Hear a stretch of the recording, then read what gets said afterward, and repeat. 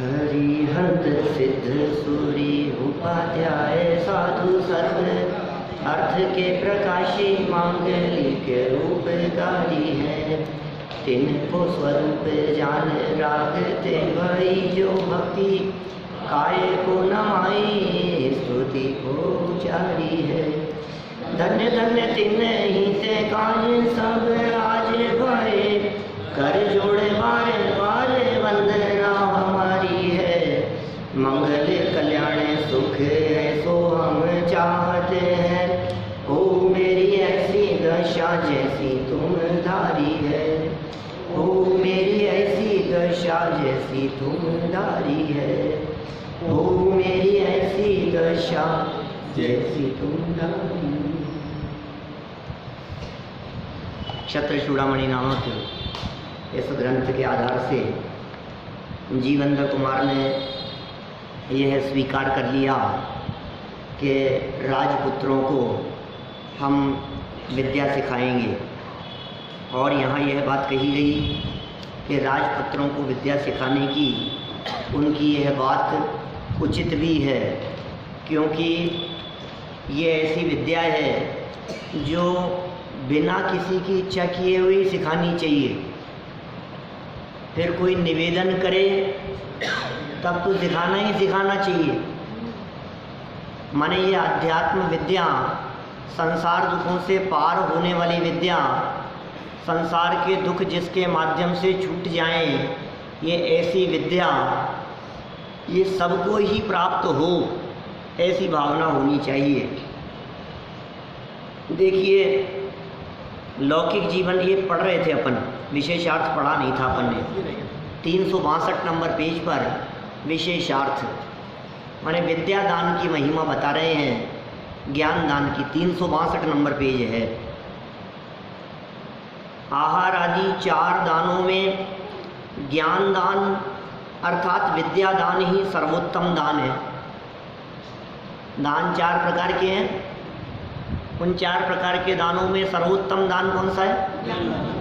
ज्ञान दान। पारलौकिक ज्ञान का दान वो तो परम उत्कृष्ट है ही, लेकिन लौकिक ज्ञान के दान की कीमत भी कम नहीं है। विद्या दान, और उसके लिए क्या किया जाना चाहिए कि पहले स्वयं पढ़ो, फिर पढ़ाओ, सीखो और सिखाओ, है ना, और उनको समझाओ, और पढ़ने वालों की, सीखने वालों की अनुमोदना करो।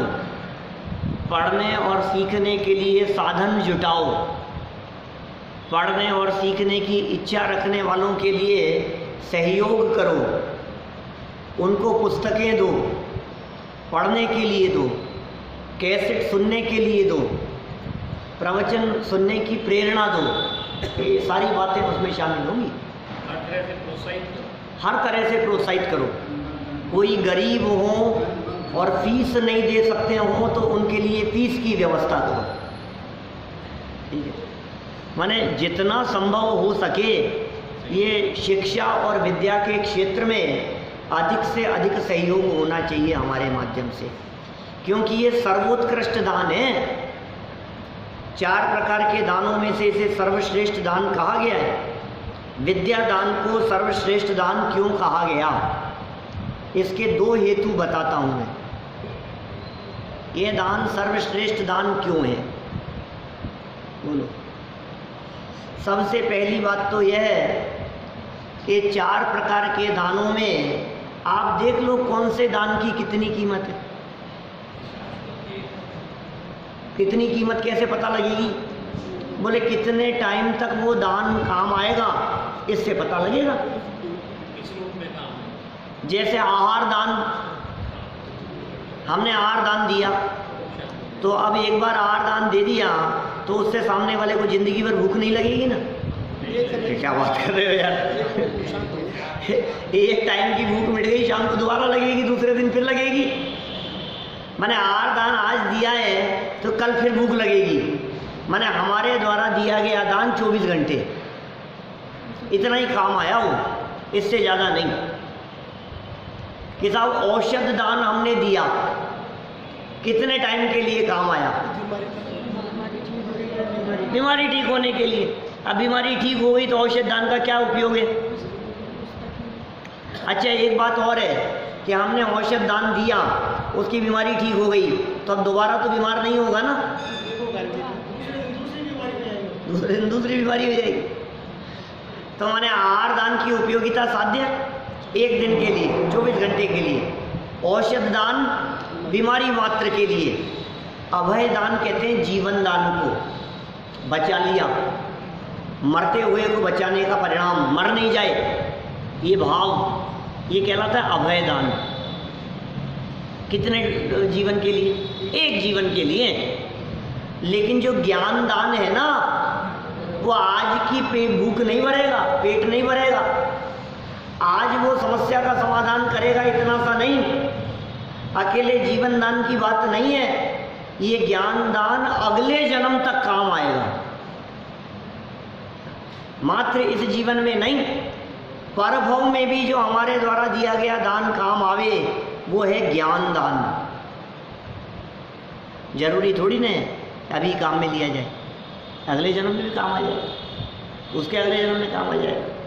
जब तक सैनी पंचेंद्री बना रहे, कभी भी उसको जाति स्मरण ज्ञान के माध्यम से काम आ सकता है। वो अभी की ज्ञान दान की दी हुई धारणा, वो कभी भी उसके निकल करके सामने आ सकती है। आपने 2+2 4 सीखा था, ये कब काम आया? जब आपने फर्स्ट क्लास में एग्जाम दिया था, तब पूरी जिंदगी काम आ रहा है। 2+2 4 होते हैं, ये आपको उसी समय काम आएगा क्या? जीवन भर काम आएगा, हर मोड़ पे काम आएगा। ये विद्या ऐसी चीज़ है, ये ज्ञान ऐसी चीज़ है जो आपको हर मोड़ पे काम आती है, कदम कदम पे काम आती है। बाजार में सब्जी खरीदते समय भी काम आएगा, और हर आदमी 2 के 4 कर रहा है, इसमें लगा हुआ है। माने ये गणित जो है, इंग्लिश जो है, भाषा जो है, हिंदी है, लैंग्वेज है, ये आपको कदम कदम पे काम आएगी। प्राप्त ज्ञान हमेशा काम आता है। ज्ञान की प्राप्ति कभी नुकसानदायक नहीं होती। आपने औषध दान दिया, हो सकता है वो रिएक्शन हो जाए, औषध दान काम नहीं आए। हमने औषधि दान दे दी, काम नहीं आया तो नहीं आया, और उल्टा और बेअसर हो गया, रिवर्स और हो गया। अच्छा, इसके अलावा लगाओ, आपने आहार दान दिया तो पचे नहीं पचे, डिहाइड्रेशन हो जाए, कुछ भी हो जाए, उसको नहीं काम आया तो नहीं आया। अभय दान आपने अभी दिया और 15 मिनट बाद में दोबारा दूसरी कोई घटना घटी और वो मर गया। तो ये आहार दान, औषध दान, अभय दान, ये दान तो टेम्परेरी रिलीफ के लिए है, लेकिन ज्ञान दान का फल केवल ज्ञान का है। आपने ज्ञान दान, आप सोचो वो आचार्य कुंद के पूर्व भाव की घटना, कौंडेश से कुंद, कौंडेश नाम का ग्वाला था और जंगल में जलते हुए, आपको पता है क्या साहब, जंगल में जलते हुए उसने आग लगी हुई देखी और चारों तरफ लगी हुई आग में वो ग्वाला जंगल में था भैया। एक पेड़ उस जंगल में भी हरा भरा दिखाई दिया जो जल नहीं रहा था। उस ग्वाले ने ऐसा देखा, दौड़ करके वहां गया और उसने देखा कि ओह, यहाँ तो कोई शास्त्र रखा है। उस पेड़ की कोटर में कोई शास्त्र रखा हुआ है। ओहो, ये शास्त्र की वजह से ये बचा हुआ है ये पेड़। अच्छा, क्या करें भाई? जब आग बुझी, रुकी, उस शास्त्र को अपने साथ में लिया। मैं तो अनपढ़ हूँ, मैं तो पढ़ना लिखना जानता नहीं हूँ, लेकिन किसी पढ़े लिखे व्यक्ति को मैं ये प्रदान करूँगा कि जिससे वो इसका उपयोग कर सके, पढ़ सके। ऐसा विचार कर उस ग्वाले ने वो ग्रंथ एक मुनिराज को भेंट दे दिया, किसी को भेंट दिया वो ग्रंथ उस ग्वाले ने। और पता है क्या हुआ? ये जो ज्ञान का दान दिया ना, शास्त्र जो भेंट दिया, शास्त्र जो दान में दिया, इसके फल में साध्य अगले जन्म में वही ग्वाला मरकर क्या बना? आचार्य कुंद। बोलो। वो आचार्य कुंद कुंद बन गया। आप सोचो, कुंद कुंद जैसे महान आचार्य और ये जो पुण्य फलित हुआ भरत क्षेत्र के महान समर्थ आचार्य के रूप में, ये एक शास्त्र दान में देने की महिमा है। शास्त्र दान की इतनी महिमा है, ये ज्ञान दान का फल है। तो एक तो अर्थ ये हो गया कि सारे के सारे 3 दान, पैसा दान तो कोई दम ही नहीं है। पैसा दान तो क्या है, कहाँ बह गया, क्या हो गया। 3 प्रकार के जो दान है वो इस जन्म में काम आते हैं और ज्ञान दान अगले जन्म में भी काम आता है। एक तो ये ज्ञान दान की महिमा हो गई, विद्या दान की महिमा हो गई। दूसरी महिमा सुनो, 3 प्रकार के जो दान थे ये शरीर से संबंध रखने वाले हैं, और जो ज्ञान दान है वो आत्मा से संबंध रखने वाला है।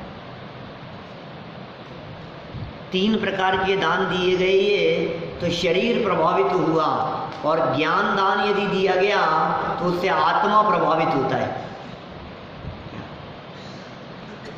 तो आप देख लो महिमा किसकी है, तो महिमा ज्ञान दान की है।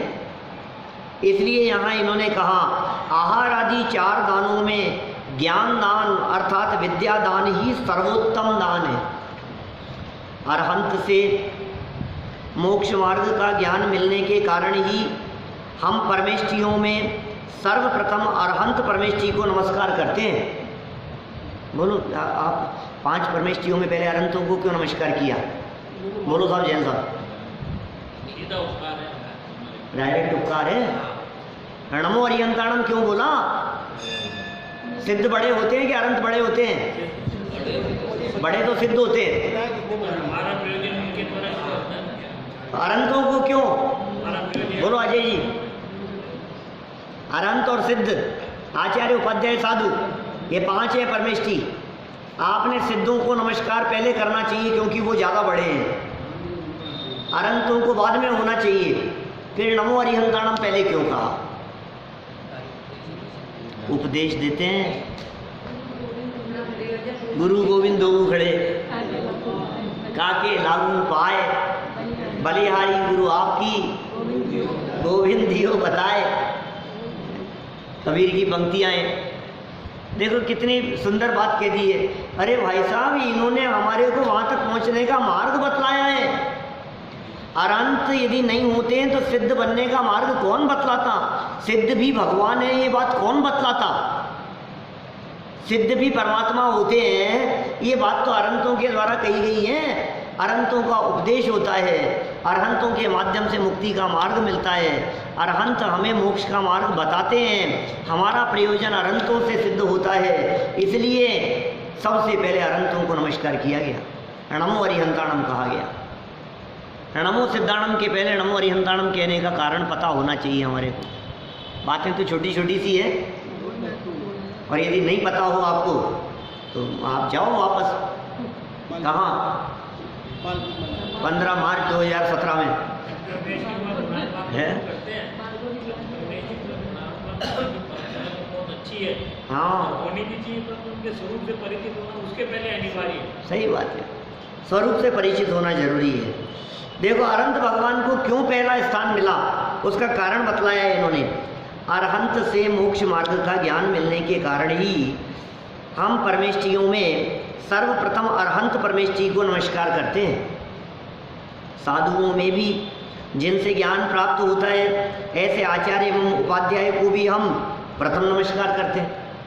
देखो साधु नहीं, आचार्य उपदेश देते हैं, उपाध्याय पढ़ाते हैं, और साधु साधना करते हैं। तो महत्वपूर्ण आचार्य हैं, पद उनका बड़ा है, उपदेश दाता है, इसलिए आचार्य और उपाध्याय को पहले नमस्कार करते हैं। मोक्ष मार्ग रूप रत्नत्रय में भी सम्यक ज्ञान को मध्य में रखा है, क्योंकि तत्व ज्ञान के बिना श्रद्धा तथा आचरण सम्यक नहीं होते। श्रद्धा और आचरण सम्यक नहीं होते, किसके बिना? ज्ञान के बिना। इसलिए तत्व ज्ञान महत्वपूर्ण है, सम्यक ज्ञान की कीमत है।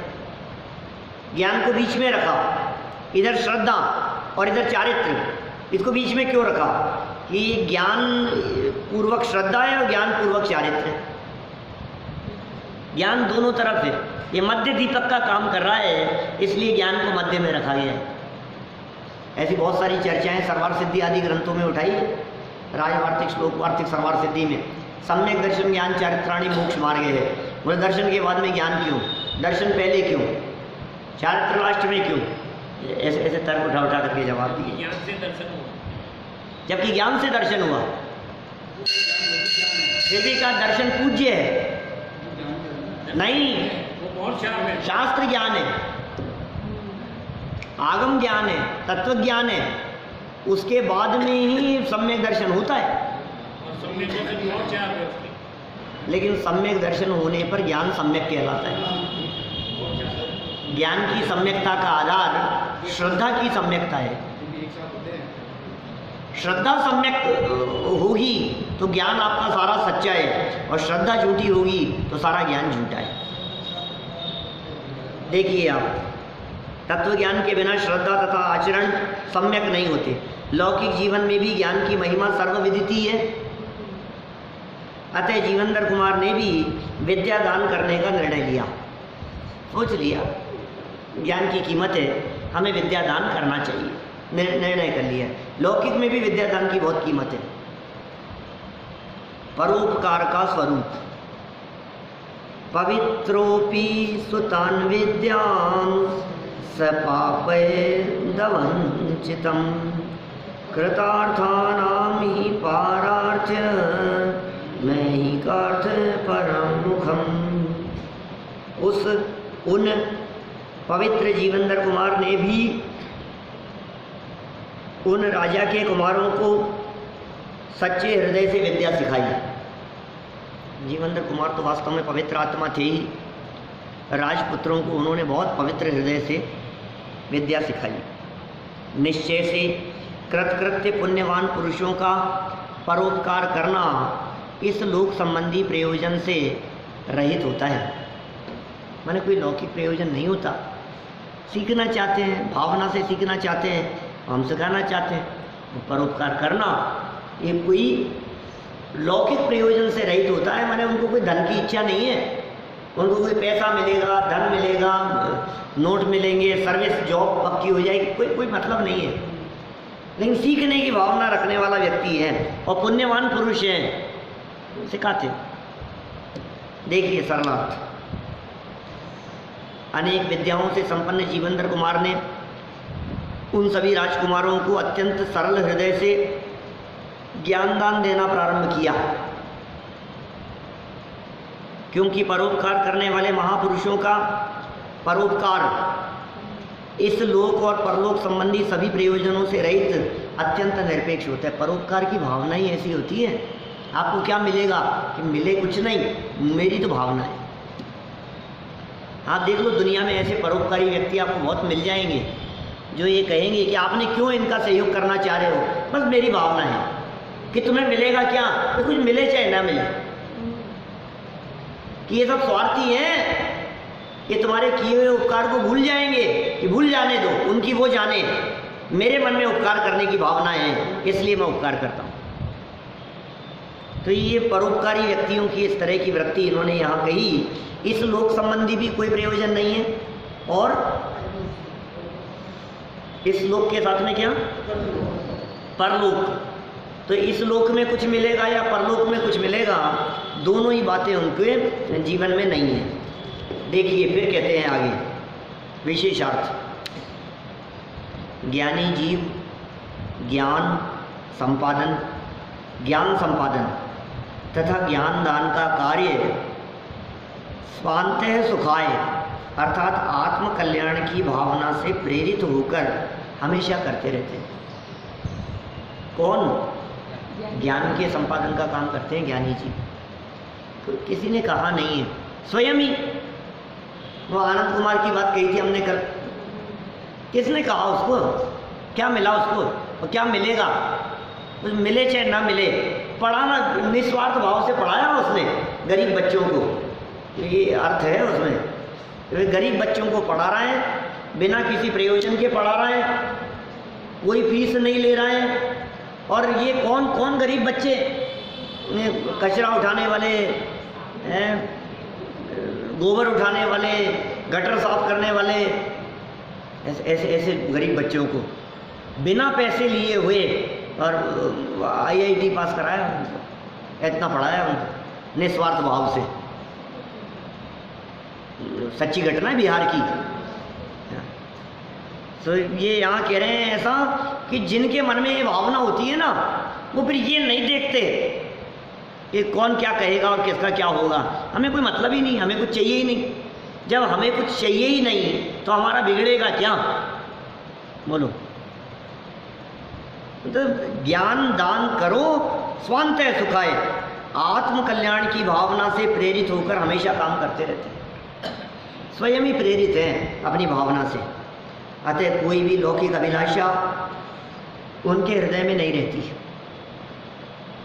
सामान्य जनों को, ज्ञानियों की इस प्रवृत्ति को अपनाना बहुत कठिन लगता है, परंतु ऐसी बात नहीं है। प्रयत्न करने पर क्या सिद्ध नहीं होता, अर्थात सब सिद्ध होता है। लोगों को ऐसा लगता है अरे यार ये बहुत कठिन काम है, अरे क्या क्या पागलपंती, क्या धंधा अपना लिया इन्होंने, ये फालतू का काम ले लिया इसने, ये बहुत कठिन है, ये आसान थोड़ी ना। निस्वार्थ भाव से पढ़ा रहे हो, खुद के टाइम की खोटी कर रहे हो, मिल कुछ नहीं रहा है तुम्हारे को, तुम्हें क्या मिल जाएगा? गाँव में जाकर के पढ़ा रहे हो, वहाँ चले गए, यहाँ चले गए, उनको पढ़ाना चालू कर दिया, इनको पढ़ा, आस पड़ोस वालों को इकट्ठा करके पढ़ा रहे हो, लोगों को इकट्ठा करके, तुम्हें क्या मिल रहा है? कुछ मिले चाहे ना मिले, स्वांतः सुखाय आत्म कल्याण की भावना से प्रेरित होकर करते, वांछा नहीं होती। देखो अतः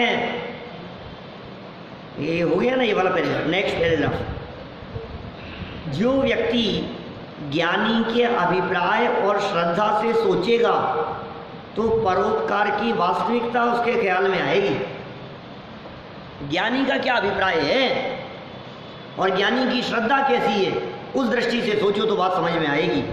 जिस कार्य में सहजता हो तथा बिना किसी पूर्वाग्रह के जिनवाणी गर्भित परम सत्य तत्व को, स्वपर कल्याण को ऊर्ध्व रखते हुए समझाने की भावना हो तो कुछ भी असंभव नहीं है। क्या जितने जगत में विद्वान लोग हैं ना, निस्वार्थ भाव से काम करने वाले, अपनी परंपरा के, सबकी स्थिति ऐसी है। मिलना जाना कुछ नहीं है। समझ में आ रही है बात? सभी की बात करता हूँ मैं। और सिर्फ भावना से काम होता है। आप घर छोड़ करके निकल गए, परिवार छोड़ करके निकल गए, 10 दिन के लिए, 20 दिन के लिए, महीने भर के लिए, 2 महीने के लिए। अब आप जाओ, आप कहाँ जाओगे, कहाँ रहोगे, कहाँ खाओगे, कि कितना मज़ा आ रहा होगा ना। बोलो बोलो अजय जी, आपको लंदन घूमने के लिए भेजा जाए, हैं, बहुत मज़ा आ जाएगा, लेकिन ध्यान रखना साथ में कोई नहीं होगा, अकेले रहोगे। अरे क्यों क्यों मजा नहीं? क्या हुआ आपको?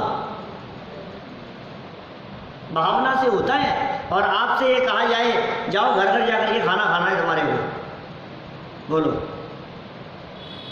पैसा तुम्हारे को मिलेगा नहीं, और जो होगा सो होगा। बोलो कौन कौन, और तुम्हारा बिजनेस कुछ ठप हो जाएगा, यहाँ काम कुछ होगा नहीं, नौकरी में होंगे तो नौकरी से छुट्टियाँ मिलेगी नहीं, और जॉब छूट जाएगी। बोलो क्या करना है तैयार? अरे समझाने के लिए जाना तो बहुत दूर की बात है। यदि कुछ मिल रहा हो तो भी नहीं जाना चाहता, ये तो समझाने के लिए तुम्हें कुछ मिलना ही नहीं है क्या? अभी तुम्हारे को तीर्थंकर परमात्मा की दिव्य ध्वनि सुनने का ऑफर आया है। बोलो छोड़ो बिजनेस, छोड़ो काम धाम, छोड़ो घर गृहस्थी, और वहाँ कहीं दक्षिण भारत के अंदर कहीं उनकी तीर्थंकर परमात्मा का समोपचरण लगा है और दिव्य ध्वनि खिल रही है, और कंफर्म है तीर्थंकर परमात्मा है। और 24वें तीर्थंकर का समोपचरण आया, मान लो 25वें का तो नहीं कहे अपन, 24वें का लगा है, और आप उस जमाने में मौजूद थे। कौन कौन यहाँ से जयपुर छोड़ के जाने को तैयार है? कौन जाएगा यार? तो रोज चलते रहते हैं, कभी कहाँ और कभी कहाँ। बोलो कहाँ कहाँ जाएं बताओ। सब उस पूरी परंपरा में यही काम कर रहे हैं सब, पूरी परंपरा में सारे लोगों में। दादा को 70 साल हो गए व्याख्यान करते हुए, कल्पना कर सकते हो आप? 70 साल की उम्र नहीं है यहाँ लोगों की। एक आध कोई 2 लोग 3 लोग दिख रहे हैं जिनकी 70 होगी, बोलो आप। इतनी बड़ी सभा में 3 लोग हैं 70 साल की उम्र वाले, 4 मान लो, ये चारों जो ऊपर कुर्सी पर हैं इधर वाले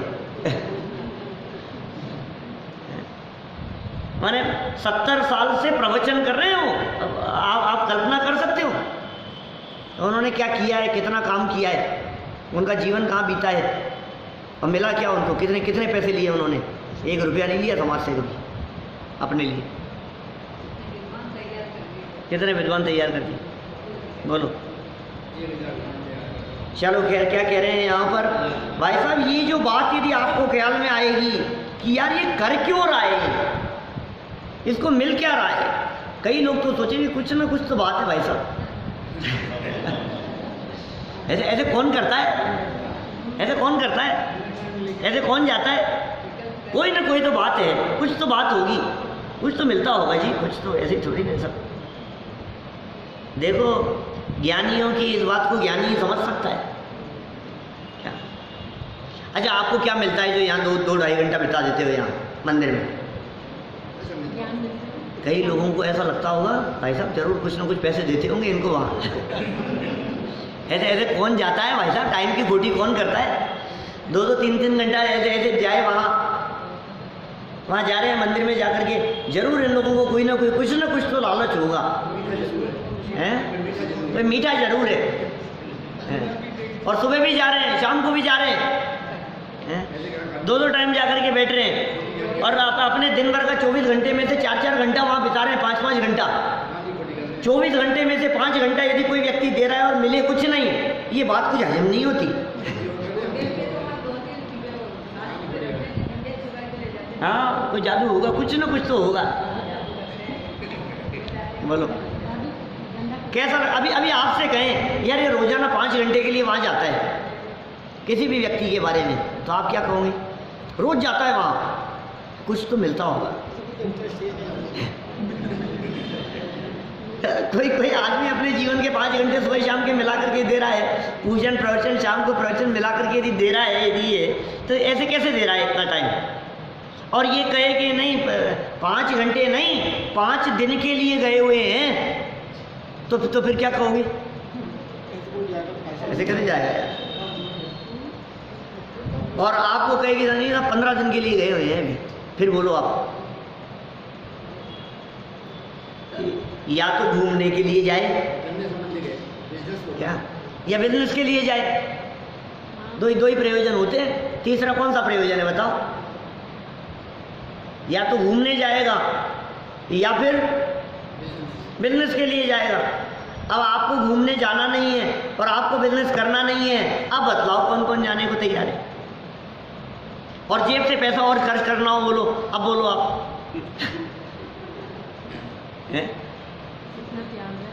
अपनी तरफ से पैसा भी खर्च करना है आपको, और जाएंगे भी और मिलेगा कुछ नहीं, और घूमना फिरना कुछ नहीं, अब बोलो। और 2 आदमी कुछ भी सुना सकते हैं तुम्हारे को, वो और व्यवस्था बराबर ना मिले तो ना मिले, बोलो। और किसी के यहाँ भोजन करने के लिए जाओ आप तो मिर्च बहुत तेज मिले, और किसी के यहाँ जाओ तो खाने में मसाला ही नहीं हो, मिर्ची नहीं हो, सब जगह का टेस्ट अलग अलग। और गुजरातियों के बीच में जाओ तो मीठा सब्जी भी खाओ तो मीठी मिलेगी तुम्हारे को, दाल भी मीठी मिलेगी, शुगर डली हुई, बोलो। दक्षिण भारत के अंदर चले जाओ तो आपको गेहूं की रोटी ही ना मिले, चावल की रोटी मिल रही है।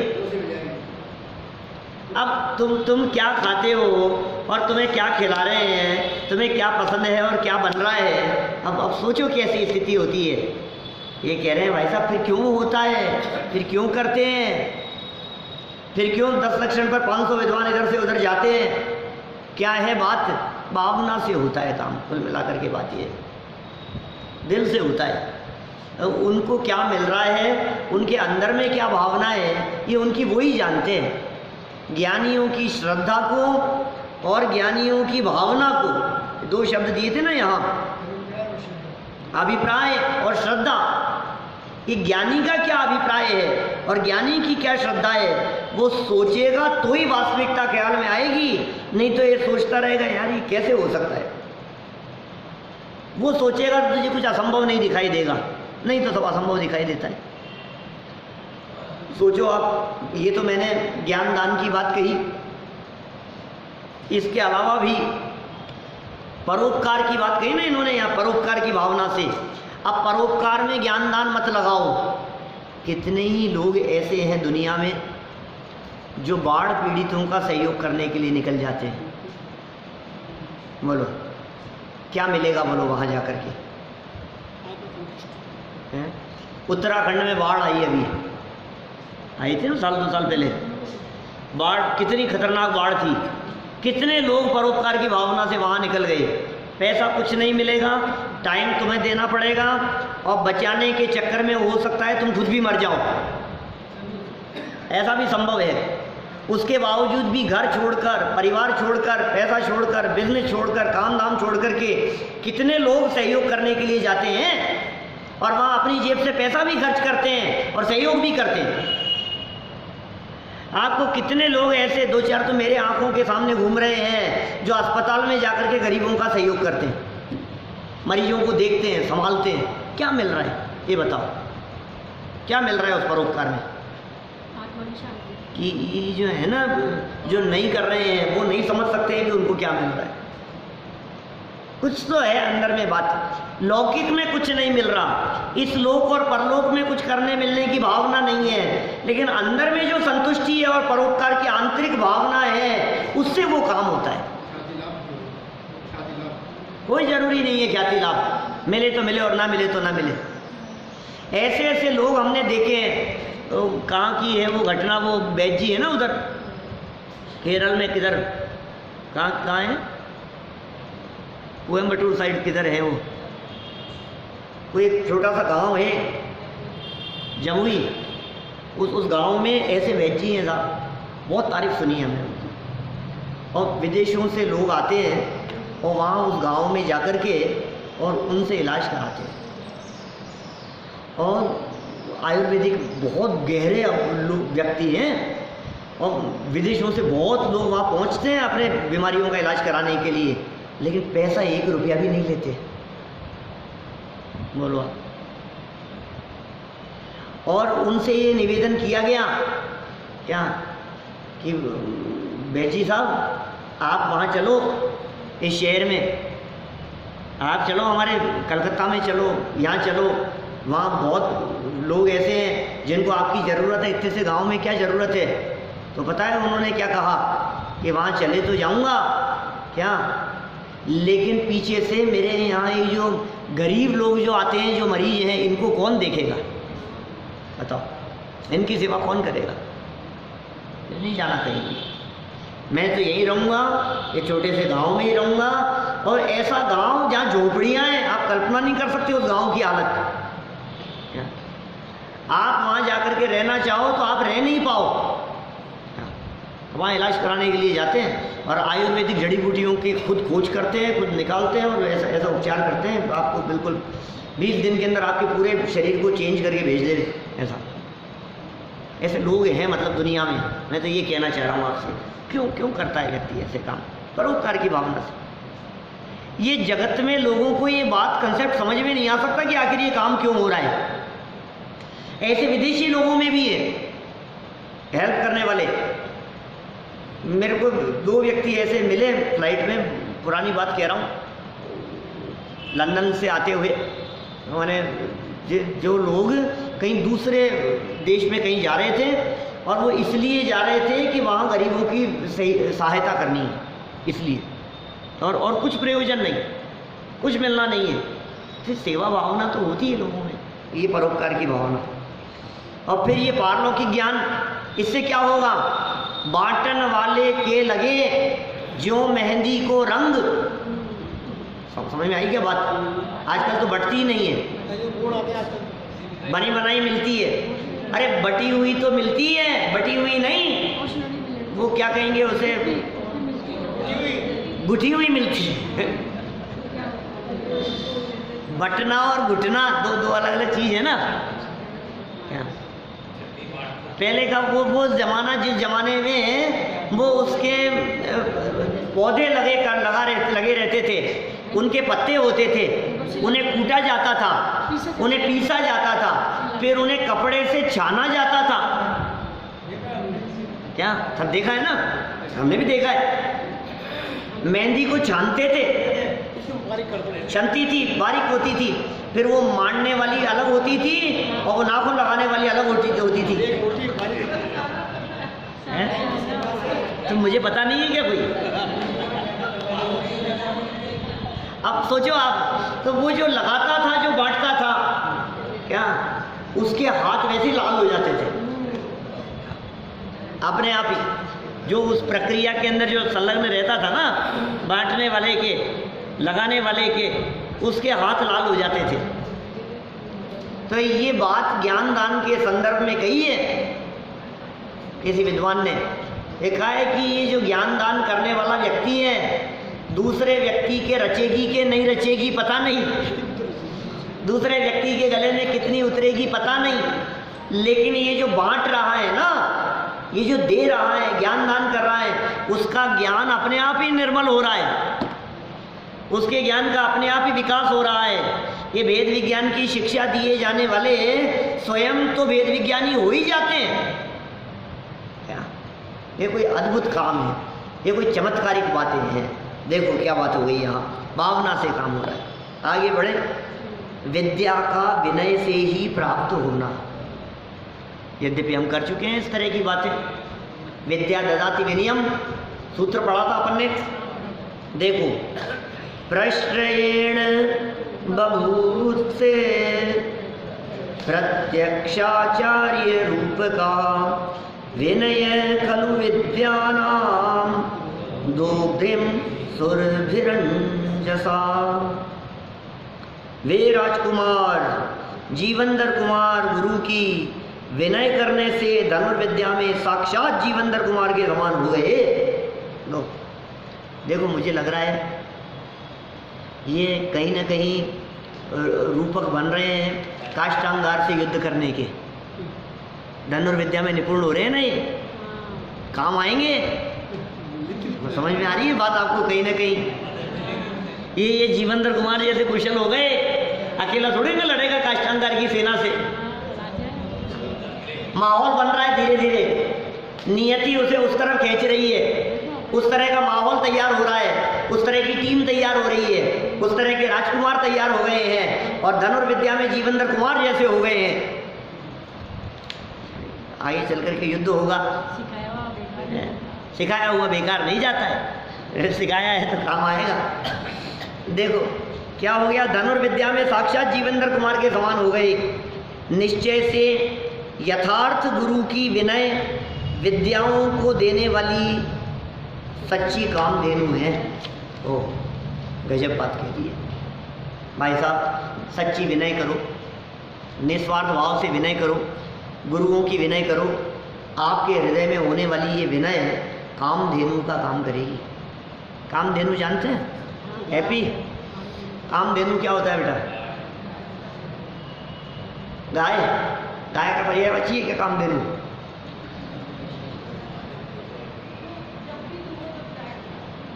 हैं? जब जब मांगो तो दे देती है कामधेनु, जब धुओ उसको तो दूध देती है वो। कामधेनु है उसका नाम। माने कल्पवृक्ष, कामधेनु, चिंतामणि, ये उपमाएं वो कुछ भी मिल जाए उसके अर्थ में प्रयोग की जाती है। कामधेनु शब्द का प्रयोग कहाँ आया है अपने किसी लाइनों में? हाँ, दादा की धर्म भावना में आया है। कामधेनु क्या क्या है वो? कामधेनु कल्पवृक्ष सम, ये जैसे शब्दों के प्रयोग किए। कामधेनु के समान है। कितनी सुंदर बात कही है। ये क्या कहा इन्होंने? यहाँ भी कामधेनु कह दिया। किसको किसको कह दिया कामधेनु? गुरु के माध्यम से दी जाने वाली विद्या, और विनय से प्राप्त कर रहा है तो तेरे को ये सारी विद्या ऐसे फल प्रदान करेगी जैसे कामधेनु मिल गया। देखिए सरल अर्थ। दृढ़ मित्र राजा के सभी राजकुमार अपने विद्या गुरु जीवेंद्र कुमार के प्रति अतिशय विनय भाव रखते थे, बहुत विनय भाव था, और उनकी यथा योग्य सेवा शुश्रूषा करते हुए विद्याध्ययन करते रहते थे। वे अल्पकाल में ही जीवेंद्र कुमार के समान अतिशय विद्वान हो गए। वास्तव में देखा जाए तो गुरु की सच्ची विनय ही विद्याओं को देने वाली कामधेनु है। अब ये विनय का अर्थ अकेला पैर दबाना नहीं होता जी। कोई किसी को गलत फहमी हो जाए कि मैं तो गुरु जी के घर के बहुत काम करता हूँ, उनके पाँव दबाता हूँ, उनकी सेवा करता हूँ, ये नहीं है। सच्ची विनय है उनके निर्देशन में चलना। सच्ची विनय होती है उनकी आज्ञा पालन करना। क्या यदि आज्ञा पालन की जाए, गुरु की आज्ञा पालन की जाए, तो निश्चित तौर पर वो शिष्य गुरु के समान योग्यता प्राप्त करता है, इतना बड़ा बन जाता है, वो महान बन जाता है। देखिए, राजा दृढ़मित्र का अत्यंत आनंदित होना। आगे बढ़ते हैं। राजा दृढ़मित्र का आनंदित होना, 78 नंबर का श्लोक देखो। वीक्ष्यतान त्रपद्भूपो विद्यानां पारदृश्वन पुत्र मात्रम मुदे पित्रोर विद्या पात्रम तु किम पुनः। राजा विद्या में पारगामी उन पुत्रों को देखकर अत्यंत प्रसन्न हुए। ठीक ही है, माता पिता को मात्र पुत्र ही हर्ष के लिए होता है, फिर यदि वह विद्या का पात्र हो तो फिर कहना ही क्या बोलो। माता पिता के लिए ये कितनी प्रसन्नता की बात। पुत्र को देख करके प्रसन्न होते हैं माता पिता, पुत्र की उपलब्धियों को देख करके प्रसन्न होते हैं। अब यदि पुत्र ज्ञानवान हो जाए, पुत्र यदि विद्यावान हो जाए, पुत्र यदि पढ़ने लिखने में होशियार हो जाए, तो फिर तो इनके हर्ष का ठिकाना ही क्या है, फिर तो कहना ही क्या। देखिए सरल अर्थ, सभी पुत्र अतिशय विद्वान हो गए हैं। यह जानकर राजा दृढ़मित्र अत्यंत प्रसन्न हुए, क्योंकि माता पिता को जब मात्र पुत्र ही आनंददायक होता है, तब विद्या संपन्न पुत्र, बोलो, पुत्र ही आनंददायक है। विद्या संपन्न और अनेक असाधारण गुणों संपन्न विद्वान पुत्र विशेष आनंद उत्पन्न करने वाला क्यों नहीं होगा? होगा ही, क्यों नहीं होगा भाई साहब, वो विशेष आनंद करने वाला होगा। विशेष अर्थ पढ़ते हैं, चलिए। पुत्र की प्राप्ति को ही आनंद का कारण मानने में राग परिणाम, पुत्र की प्राप्ति को ही आनंद का कारण मानने में राग परिणाम की मुख्यता है और ज्ञान की उपेक्षा है। पुत्रों को ज्ञानवान विद्वान जानकर आनंदित होने में राग की उपेक्षा और ज्ञान की मुख्यता है। विवेकी माता पिता को ज्ञानवान पुत्रों को ही आनंद का कारण मानते हैं, अकेले पुत्र को नहीं। देखो कितनी सुंदर यहाँ इन्होंने तुलना कर दी है, बहुत सुंदर मार्मिक बात आ गई है। पुत्र प्रेम में फंसा हुआ व्यक्ति रागांध है, मोहांध है। पुत्र प्रेम में फंसा है, पुत्र के प्रति मोह है। अरे साहब मेरा बेटा है, मेरा बेटा है, मेरा बेटा है, तो मेरे मेरे में मरे जा रहा है, मेरा मेरा करके। तो मेरा तो है कि मेरा है, ये तो अच्छी बात है, लेकिन मेरा होते हुए विद्वान है, मेरा होते हुए ज्ञानवान है, मेरा होते हुए पढ़ा लिखा है, मेरा होते हुए विद्या संपन्न है। ये कुछ बात गजब की है। गुणवान होना चाहिए। तो गुणवान और विद्या संपन्न हो तो फिर तुम्हें जो महिमा आ रही है, पुत्र पने से ज़्यादा महिमा उसकी विद्वत्ता या ज्ञान की आ रही है, ज्ञानवानपन की महिमा आ रही है। श्रेष्ठ है, ये आनंद का कारण मानते हैं समझदार व्यक्तियों के आनंद का कारण। और देखो, पुत्र हो और ज्ञानवान न हो, उल्टा लगाओ।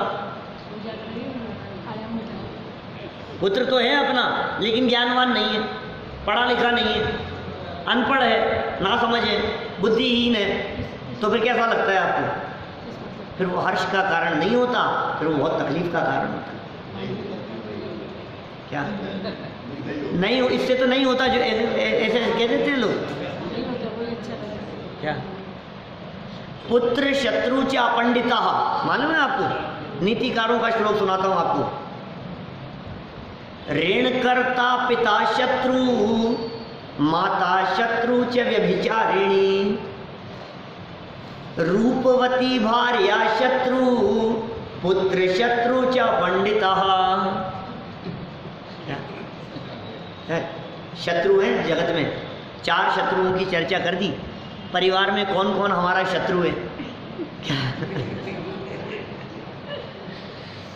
ऋणकर्ता पिता शत्रु, पिता तो वो शत्रु है जो कर्ज लिए जिसने बहुत, माथे पर कर्जा ले लेकर के छोड़ जाए हमारे माथे पर, वो पिता हमारे लिए शत्रु है।